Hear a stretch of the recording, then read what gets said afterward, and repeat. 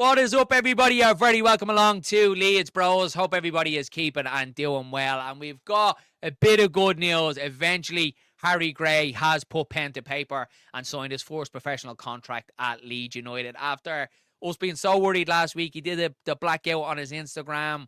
Daniel Farke didn't really give much away in his press conference ahead of Burnley. We all kind of felt like, oh, is Harry Gray going to slip through the cracks? We heard about Man City sniffing around them. We heard about Tottenham sniffing around them. So to get this done, I think it's a massive boost for the football club. Because I think if you had seen Harry Gray go, I think the board and especially the 49ers would have got a lot of stick for this after the end of the transfer window, and then to see one of our prospects being let go as well would have been a real kick to Leeds United. So fantastic to get it done. I feel like it's definitely lifted my spirits today after a really bad and negative sort of weekend as a Leeds fan. To see this get done today really has boosted me, because I have to be honest with you guys, I didn't think it would happen.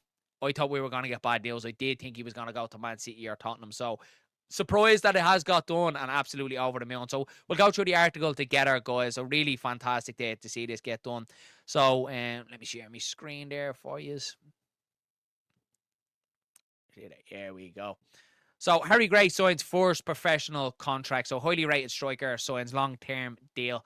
And look at that picture. Absolutely class. Delighted to see him sign his first contract at Leeds United. So Leeds United are delighted to announce that Harry Gray has put pen to paper on a first professional contract with the club. The highly rated striker has signed a long-term deal with the Whites to keep him at Elland Road. So it doesn't say how long the contract is for, but it does say long-term. So let's hope he is here for the foreseeable future.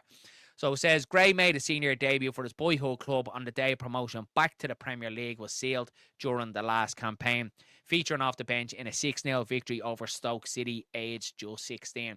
And I was at that game, so I can always say I was at Harry Gray's debut. Having impressed in pre-season over the summer, the forward began the campaign in scintillating form for the under-21, scoring 4 goals in his first 3 Premier League 2 matches and netting a hat-trick in a 3-1 victory over Scunthorpe United.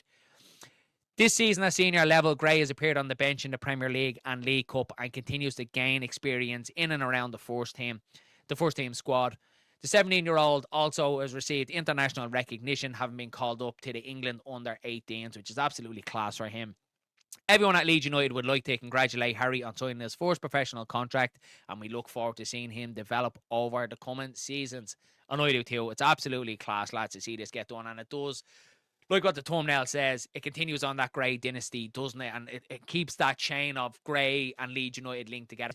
It's so good to see him stay at the football club and continue his development here. Look, who knows what's going to happen in the future? Who knows if he's, going to push on and fulfill that potential that we see in him, if it is going to be elsewhere. But I'm just happy now he has put pen to paper at Leeds United.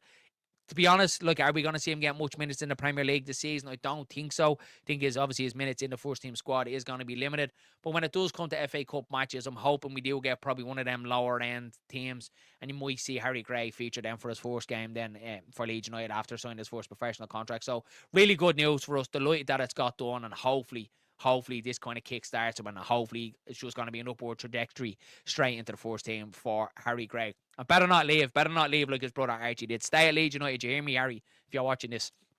Right, let's move on and let's look forward a little bit. I want to speak a little bit about West Ham United, because I don't know if you guys watched it, but I did watch them last night against Brentford, and they didn't pull up any trees for me. So we did do, obviously, our talking points with Jam and Dylan after the game, and yeah, I think we're all a little bit down. If you have watched the video, there's a lot of kind of negative comments looking forward to West Ham. That was a big test. But I'm actually feeling very positive about it today, guys. I really am. Haven't watched West Ham. They're not in any great shape whatsoever. I expected a better West Ham side, especially after a 2-week international break. I expect Nuno to have them playing a little bit better, and they were way off it. Brentford were well able to get up. They went very direct. They were able to get at them through set pieces, and they looked very vulnerable at the back, West Ham. So I'm looking to see Leeds United to do similar, to go at them, to be really kind of attack-minded against them on Friday night. Going forward, he did have a little bit. I was interested to look at Crescencio Somerville, the role that he was playing. He was playing off the left-hand side, but you could see he was coming in centrally as well. Anytime Bowen picked up the ball, you could always see Somerville trying to make that run in behind as well. The same with Paqueta as well. They were doing the same thing. They were coming centrally and trying to make runs through the middle. But I actually think that might suit Leeds United. Obviously, our midfield 3 there. We know what you get in Ampadu, Longstaff. Hopefully, Tanaka starts. And then you've got your back line there as well. Be interested to see what happens with Bial, but you've Road on there as well. So I do think if West Ham are going to go through centrally, I do think Leeds United will be able to deal with that. But I was very, very encouraged last night, guys, after seeing what West Ham had to offer. Now, look, it's a quick turnaround for them as well. After playing Monday night and then to travel up to play Leeds United for Friday night football as well, it's going to be a quick turnaround for them. But I'm actually very positive. I feel like now it's a must-win game for Leeds United, obviously, after what happened to us at the weekend. The 2-0 loss to Burnley, after seeing how bad West Ham United were against Brentford last night. And by the way, the London Stadium, on a side note, 10 minutes to go, they were 1-0 down and the London Stadium was empty now. Absolutely ridiculous. Like, horrible support from West Ham United. You should be staying, supporting your team right to the very end. But yeah, West Ham didn't, they didn't pull up any trays for me last night. I really do think Leeds United should get at them. And it's a must-win game for me now on Friday night against West Ham United. You're going to have people saying, oh no, we'll take a draw, kind of stem the bleed. Leeds United need to win this game on Friday night. We're seeing a lot of criticism. There's articles out there that I don't take much heed in about Daniel Farke's future, that it's on the line, and the 49ers are already thinking about it. Look, if you look back from after when we got promoted, it was obviously released by Mike Keegan that the 49ers were thinking about a change, and there was truth behind that. But I think now, I don't think they're looking at it going, right, Farke, it's time for him to be sacked, even though a lot of the fan base are. And I'm probably not there yet, but I do think if things do go wrong in the next two games, there's certainly questions to be asked then about Daniel Farke going forward. But it feels like a massive week coming up for Leeds United now. I feel if we don't get a good result against West Ham, then you go down to Brighton. It's going to be tough, isn't it? It's going to be really tough. So if you lose the next back-to-back games for me, well, then I think you probably have to call it a day on Daniel Farke. And I know I might get a bit of heat in the comments with that, but at the end of the day, football is a result-based business. And with the 49ers in the summer, already have thinking about changing the manager, that they didn't really have the full trust in him going into the Premier League season after his track record. I already think the 49ers might have in the back of the head, let's see how this progresses.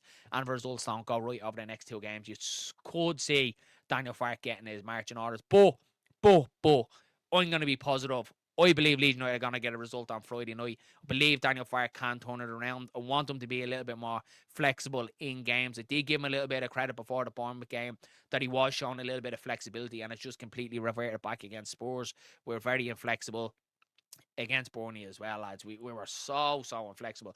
We could all see it. We could all see the issues there. And over the international break, we spoke about it. It was on Just Joe's final word last night. We spoke about it last night about reverting to that, maybe a 3-5-2. And obviously, Farke hasn't played that system, but over the international break, Farke knew that we had these injuries. He knew we had the injuries in Willie Nanto. He knew we had the injury at Dan James, and obviously it was going to be 50-50 with Okafor as well. So you're looking at Farke over the international break on, right, what have I got to play around with?